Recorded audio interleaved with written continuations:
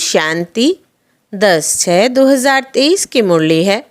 मुख्य रूप से बाबा ने कहा, कहते हैं श्री कृष्ण ने चौथ का चंद्रमा देखा इसलिए उस पर कलंक लगे, लेकिन अभी तुम बच्चों पर बहुत कलंक लगते हैं। अंत में तुम कहेंगे, हे भारतवासियों, देखो तुमने बहुत कलंक लगाए और हम अभी कलंगीधर बनते हैं। फिर कहा, अशरीरी बनने की ड्रिल नंबर 1 ड्रिल है। इससे वायुमंडल में सन्नाटा छा जाता है। बाप का डायरेक्शन है, इसे ड्रिल का अभ्यास करो। फिर कहा, 21 जन्मों की तकदीर बनाने के लिए शिव बाबा को अपना वारिस बनाना है। हर कर्म से बाप, टीचर, सदगुरु तीनों का शो करना है। ज्ञान क्लियर मिल रहा है, इसलिए साक्षात्कार की आश नहीं रखनी है। साक्षात सर्वसमर्थ बाप हमारे साथ है, इसलिए विघ्नों से घबराना नहीं है। अब सुनते हैं महावाक्यों को विस्तार से। बाबा ने कहा, मीठे बच्चे, अशरीरी बनने की ड्रिल नंबर 1 ड्रिल है। इससे वायुमंडल में सन्नाटा छा जाता है। बाप का डायरेक्शन है, इसे ड्रिल का अभ्यास करो। प्रश्न है, दुनिया के अनेक विघ्नों के बीच में रहते हुए एक रस और खुशी में कौन रह सकते हैं? उत्तर, जो किसी भी विघ्न की परवाह नहीं करते। तुम्हारे दुश्मन तो अनेक है, विघ्न डालेंगे, कलंक लगाएंगे, गाली देंगे, लेकिन याद रहे कि कलंक लगने से ही तुम कलंगीधर बनते हो। कहते हैं श्री कृष्ण ने चौथ का चंद्रमा देखा इसलिए उस पर कलंक लगे, लेकिन अभी तुम बच्चों पर बहुत कलंक लगते हैं। अंत में तुम कहेंगे, हे भारतवासियों, देखो तुमने बहुत कलंक लगाए और हम अभी कलंगीधर बनते हैं। ओम शांति। बच्चों प्रति शिव बाबा का फरमान है। शिव बाबा कहते हैं, मैं ड्रिल टीचर हूँ ना। कहते हैं, अशरीरी भव। बच्चे स्वधर्म में टिक जाओ, मन मना भव, माँ में कम याद करो। यह तो जानते हो अब धर्म की ग्लानि है। गीता में है, यदा यदा ही। यह श्लोक जन्म जन्मांतर हम गाते आए हैं। जब से भक्ति मार्ग शुरू हुआ, गीता का पाठ करते आए हैं, शिव बाबा की पूजा करते आए हैं। वही शिव बाबा अब कहते हैं, माँ में कम याद करो। तुम पर फिर से माया का परछाया पड़ गया है। अब मैं आया हूँ माया पर जीत पहनाने के लिए, इसलिए मन मना भव, क्योंकि तुमको वापस जाना है मेरे परम धाम में। अगर श्री कृष्ण होता तो कहते मध्याजी भव। श्री कृष्ण को कृष्णपुरी में याद करो। ज्ञान का दाता कोई श्री कृष्ण नहीं है, वो तो है शिव। शिव की ही पूजा होती है, उनको परमात्मा कहा जाता है। तो हम आत्माओं को वहाँ जाना है, इसलिए बाबा ड्रिल सिखलाते हैं। यह है नंबर 1 ड्रिल, मन मना भव, अशरीरी भव। तुम सब ब्राह्मण उनको याद करेंगे। अगर कोई शूद्र यहाँ और कोई ख्यालात में बैठा होगा तो वायुमंडल को खराब कर देगा। उस एक को जब सभी याद करेंगे तो सन्नाटा छा जाएगा। जैसे कोई मरता है तो सन्नाटा हो जाता है, आत्मा के अशरीरी होने का प्रभाव पड़ता है। तो अब बाबा कहते हैं, तुम सब आत्माओं को वापस ले जाऊंगा। काल तो एक आत्मा को ले जाता है, मैं तो कालों का काल हूँ। मैं सबको लेने आया हूँ और मैं आता हूँ साधारण ब्रह्मातन में। मैं मनुष्य सृष्टि का बीज रूप चैतन्य हूँ। मैंने ही गीता सुनाई थी। देखो तुम्हारे पर अब कलश रखा है ना। श्री कृष्ण की गोपियों को भी कलश दिखाते हैं। कहते हैं, श्री कृष्ण ने मटकी तोड़ी, अब वो मटकी काहे की? तुम्हारे सिर पर जो विकारों की मटकी है उनको तोड़ते हैं और ज्ञान अमृत का कलश देते हैं। बाकी सतयुग में थोड़ी ही कोई ऐसी बात हो सकती है। गोपियाँ तुम हो।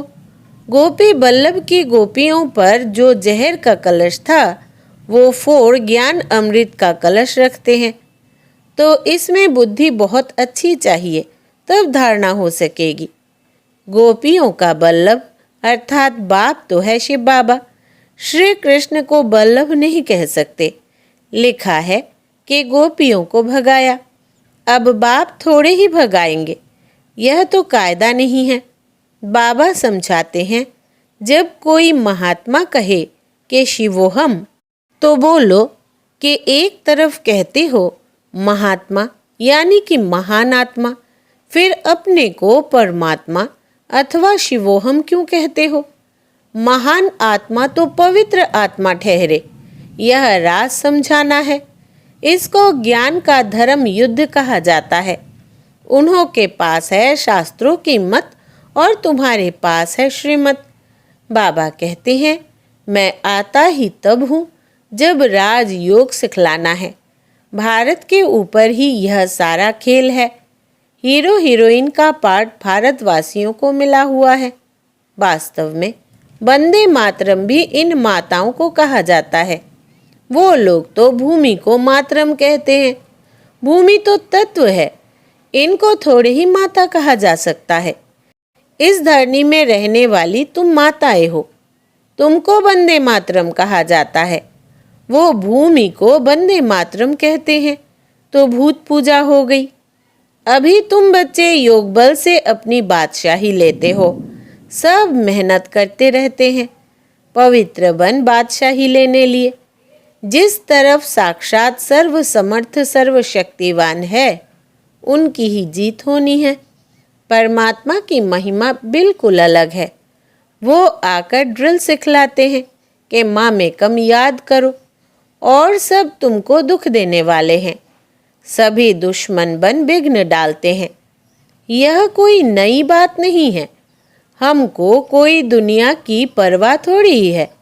श्री कृष्ण के लिए कहते हैं, चौथ का चंद्रमा देखा तब इतनी गाली खाई। कलंक जिन पर लगाते हैं वही फिर कलंगीधर बनेंगे। फिर अंत में कहेंगे, अरे भारतवासियों, तुमने हमें कितनी गाली दी, देखो हम यह बन रहे हैं, राज्य भाग्य ले रहे हैं। लड़ाई के मैदान पर तो बहुत सहन करना पड़ता है, तो जो राज्य भाग्य देते हैं उन पर बलिहार जाना पड़ता है। यह शिव बाबा समझा रहे हैं। यह दादा अपने को भगवान नहीं समझते हैं, इसलिए शिव बाबा कहते हैं, बच्चे यह तुम्हारा कल्प कल्प का पाठ है। तुम भी कहेंगे, जब जब धर्म की ग्लानि होती है तब बाबा आते हैं। अब बाबा आया हुआ है और हम बाबा से वर्षा ले रहे हैं। निमंत्रण पत्र में भी लौकिक बाप के हद के वर्षे और पारलौकिक बाप के वर्षे वाली पॉइंट बहुत अच्छी लिखी हुई है। बेहद के बाप से ही बेहद का वर्षा मिलता है। लक्ष्मी नारायण को बेहद का वर्षा किसने दिया? बाबा ने। तो यह सब समझने की बातें हैं। हमारा यह सितम सहन करने का भी पाठ है। 21 जन्मों के लिए बादशाही मिलती है, तो इसमें मेहनत करनी पड़ती है। गाया जाता है son shows father, student shows teacher. अब तुम्हारा रियल पार्ट है, तुम समझा सकते हो। वही हमारा बाप टीचर सद्गुरु है। वही मनुष्य सृष्टि का बीज रूप रचयिता है। सब जीव आत्माओं का बाप है। उनको सर्वव्यापी कैसे कहेंगे? बाप तो ऊपर रहने वाला है, तब तो दुख में उनको याद करते हैं। वो आते तब है जब धर्म ग्लानि होती है। बाबा कहते हैं, हमारी जन्मभूमि भारत के रहवासी जब दुखी होते हैं तब मुझे आना पड़ता है। परमात्मा की जन्मभूमि भारत है। यह अक्षर कोई के मुख से कभी निकलेगा नहीं। अगर सब परमात्मा हो तो सबकी जन्मभूमि भारत होगी। बाबा कहते हैं, सभी प्रिसेप्टर्स को भी मैं मुक्ति धाम ले जाता हूँ।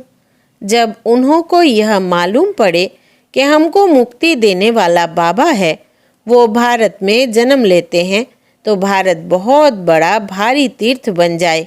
समझो, सभी को मालूम पड़े, परंतु आ कैसे सके? सभी तो भारत में आ ना सके। इतना तो अन्न नहीं है भारत में। यह सुनकर बहुत बहुत खुश होते हैं कि अहो, हमारा बाबा जो इन गुरुओं आदि को भी मुक्ति देते हैं, इनका जन्म भारत में होता है। पहचानेंगे तो नॉलेज से ना, और क्या देखेंगे। ब्राह्मणों में जब किसकी सोल आती है तो उनके भी बोलने से पहचानते हैं ना। बिगर बोलने पहचान कैसे हो सकती? बात करने से मालूम पड़ेगा बरोबर फलानी आत्मा है। शिव बाबा भी जब नॉलेज दे तब समझो कि शिव बाबा बोलते हैं। ज्ञान यह तो दे न सके, यह सिवाय बाप के कोई समझा ना सके। कभी कभी कोई कहते हैं हम शिव बाबा से बात करें, परंतु इनको पहचानेंगे कैसे? समझ भी नहीं सकेंगे। बुद्धि से समझना चाहिए कि यह नॉलेज बाबा के सिवाय कोई दे नहीं सकता। देखो कहाँ कहाँ बच्चियाँ बिगड़ देखे तड़प रही है शिव बाबा से मिलने। जरूर उनकी ताकत है जो खींचती है, कशिश होती है, तो उन्हों को सफ़ेद पोश का साक्षात्कार कराते हैं। इसलिए बाबा कभी हमारी ड्रेस बदलने नहीं देते हैं। तो उनकी नॉलेज से मालूम पड़ता है बहुतों को भिन्न भिन्न प्रकार के साक्षात्कार भी होते हैं, परंतु उनसे क्या फ़ायदा? तुम्हारा काम नॉलेज से है, यह नॉलेज कोई दे न सके तो यह सारा गुप्त पाठ हुआ।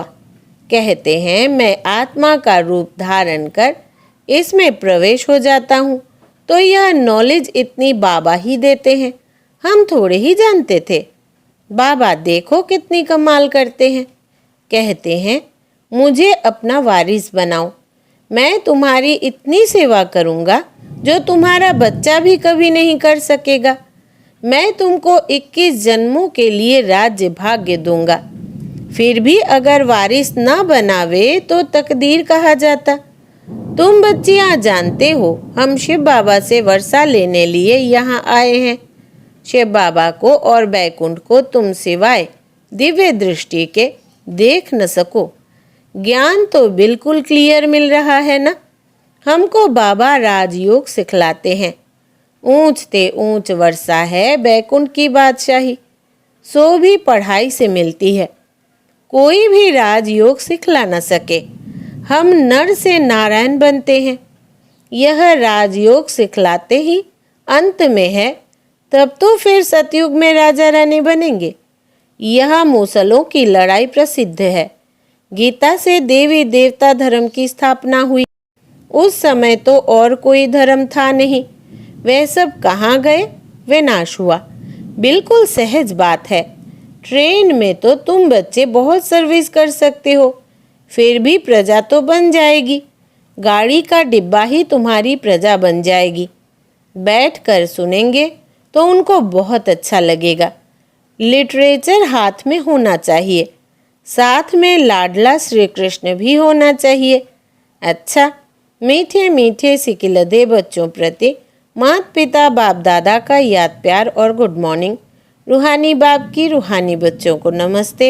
हम रूहानी बच्चों की रूहानी बाप दादा को याद प्यार, गुड मॉर्निंग और नमस्ते बाबा नमस्ते।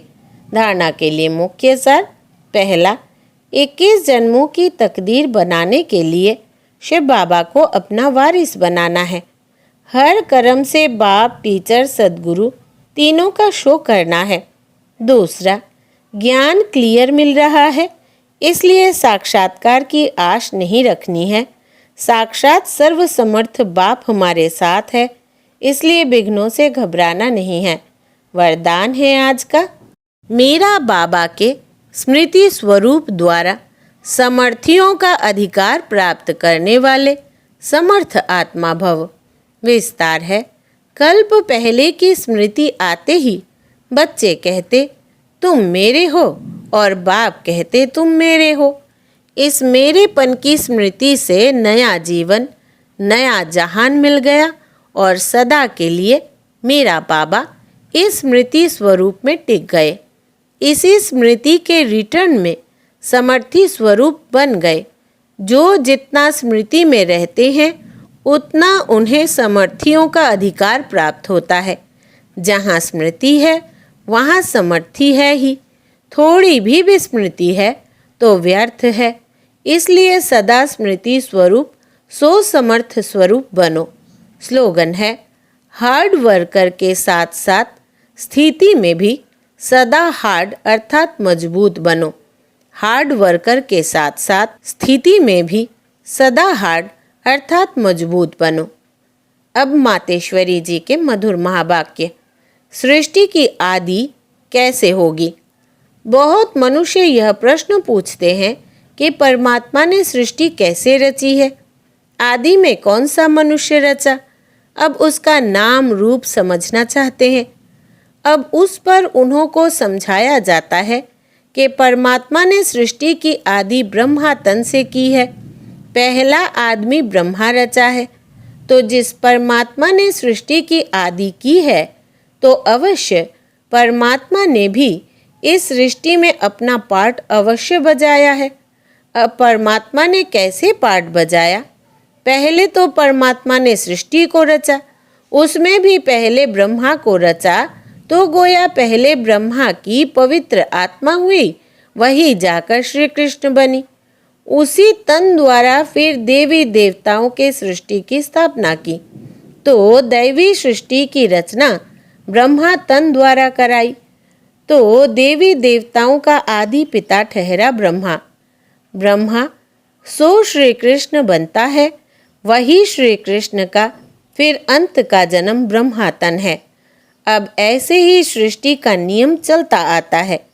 अब वही आत्मा सुख का पाठ पूरा कर दुख के पाठ में आती है तो रजो तमो अवस्था पास कर फिर शूद्र से ब्राह्मण बनते हैं। तो हम हैं ब्रह्मावंशी, सो शिववंशी सच्चे ब्राह्मण।